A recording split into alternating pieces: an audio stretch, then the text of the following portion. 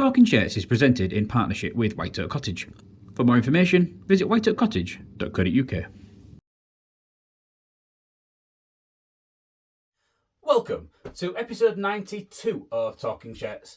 I'm Mike from Hull Car Shirts, and today I'm going to bring you the 2012 away shirt. Now, the chances are, when you saw this video pop up, you were thinking 2012 away shirt, the most iconic, Dave Hodgson. We all remember that try that Dave scored within this game, but unfortunately, this shirt wasn't the one that was worn that day by Dave. This one was worn by Liam Salter. But just a little quick touch on the 2012 away shirt, that one that was potentially worn by Dave Hodgson. There is a young lady who attends Hull KR games, who I'm going to assume is a relative, maybe a daughter of Dave Hodgson, who does often walk around wearing this shirt with D Hodgson 5 on the back. And it is a player spec shirt as well. So the chances are that that's potentially the one that was worn by Dave. And it's great to see a young Robin walking around the stadium wearing that shirt. So yeah, the 2012 away shirt that we've got here.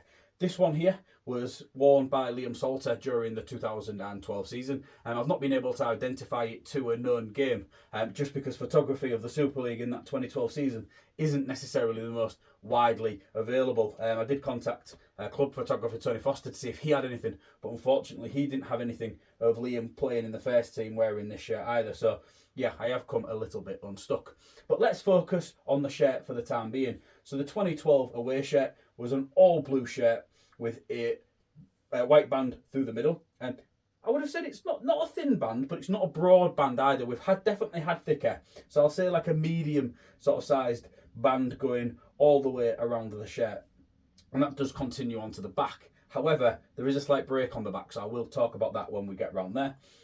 The shirt's got loads of red piping going on. So we've got some piping here, which basically sort of slices the sleeve in a raglan style from the collar at the top, to under the armpit. And then we've also got this embroidered stitching that goes across the front of the shirt, which kind of complements the wave of the Beardet logo.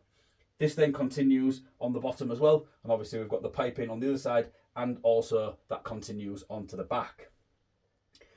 The collar style of these shirts is very different to that of the replica. The replica just had more of a sort of standard sort of V-neck, which I'll pop a picture up so you can see that. On these are much more of a crew neck with the reinforced stitching. It does have a slight V in with a bit of supporting fabric down the back, but then we have got a layer of reinforced stitching around here, and then we've also got this slice of fabric which goes all the way around, which has been stitched on as well. So that does make these shirts very, very hard to rip in this collar region. We have got KMS Energy. They feature in the collar spot, which has dropped down onto more sort of just underneath the collar.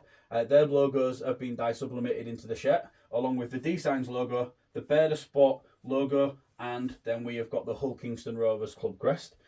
Higher Base was the main front of shirt sponsor for the 2012 season, and their logo appears there in its natural colourway, which really does pop that red off the white, and is a welcome addition to the red that features across other elements of the shirt as well. As we flip it around to this sleeve here, you will see that we have got Build Base. Their logo has been dye sublimated into the sleeve. This is a sort of a sister company of Higher Base, which is probably why that agreement came into play. And then we have this space here, which was left free for the competition patch, which during the 2012 season, the Super League didn't actually secure a brand partner to support with the sponsorship of the competition. So this did actually remain blank. As we flip it around and have a look at the other sleeve, you will see that we have got the Jackson Building Centres. Their logos have been dye sublimated into the upper half. And then we've got Heinz Big Soup. And this was a patch that was heat applied at a later date. The season actually started without one of these sponsor patches appearing on there. They didn't actually sponsor the competition as a whole, but each club did wear one of these Heinz Big Soup sponsor patches on their playing shirts. So that's been the front and the sides of this 2012 away shirt. Here is a quick word from our sponsor, and then we will be back with the second half. White Oak Cottage is a 2-bedroom luxury holiday cottage set in the stunning Lincolnshire Wolds. It has 2 ensuite bedrooms, a hot tub, wood burner, Wi-Fi, electric vehicle charger, and is pet friendly. It is ideally situated in the Wolds, yet only 15 miles from the coast and 25 miles from the historic city of Lincoln. For more information, visit whiteoakcottage.co.uk. Welcome back to part 2 of episode 92 of Talking Shirts. Here we are with Liam Salter's 2012 away shirt. So as we spoke about the front of the shirt, now let's continue with the back. I mentioned that they had a white band that goes all the way around the shirt, and that is the case on the replica. Here is a picture of the back of the replica, and as you can see, that white band does continue all the way around. However, on the match specification shirts, that band is broken up. And the reason for that is so that the club could apply the name and the numbers in an unrestricted manner. Now, obviously, when it becomes to applying a white number on a white band, that does then limit how visible that is. And that then wouldn't fit into the RFL's regulations in terms of having the shirt design continue onto the back of the shirt. Now, anything that does obstruct a name or a number does need to have a blocked out patch. And this is something that the Robins have had to do many times over the years. So as you can see here, this one has got East Yorkshire Sisters dye sublimated into the top of the shirt. These guys have been long-standing sponsors of the club, most frequently sponsoring different players. They were a frequent sponsor of Craig Hall during his time at the club, and I believe they've sponsored Matt Parcell since he joined the club in 2019 as well. We have got Hobson and Porter. Their logos is also dye sublimated. That company had quite a lot to do with the redevelopment of Craven Park and the North Stand when that was built in 2013. And then we have got Hull College, and again, those guys have been a long-standing sponsor of the club as well. So as you can see, this has got Salter and his squad number for 2012-29. He applied to the back of the shirt. There's quite a bit of damage going on here. You can see some peeling. You can see this here where it's starting to tear. There's some cracking going on to the name and the number. So this shirt was probably worn quite a bit. Now, Liam didn't actually make that many first team appearances during the 2012 season. It was his first season as a first team squad member. But this shirt was possibly worn in reserve games or academy games or whatever, under 19s games it may have been back during that 2012 season. So it's probably seen more game wear than what the statistics would probably point to. So as I say, Liam Salter, his first season was 2012 with the club. He did actually complete 7 seasons before he left at the end of 2018. He went on to make 123 appearances for the club, and in that time he crossed for 22 tries.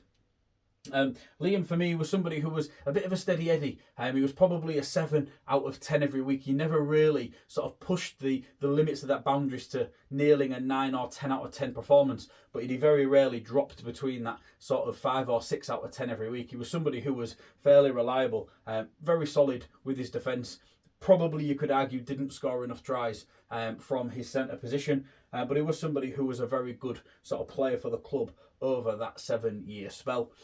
He left the club, as I say, in 2018, where he then went on to join the York City Knights, and his kind of career was okay there, but at the end of the 2021 season, it very quietly left. There wasn't really an announcement over what he was going to be doing with his playing career, and ultimately he's not played first grade rugby since the end of the 2021 season.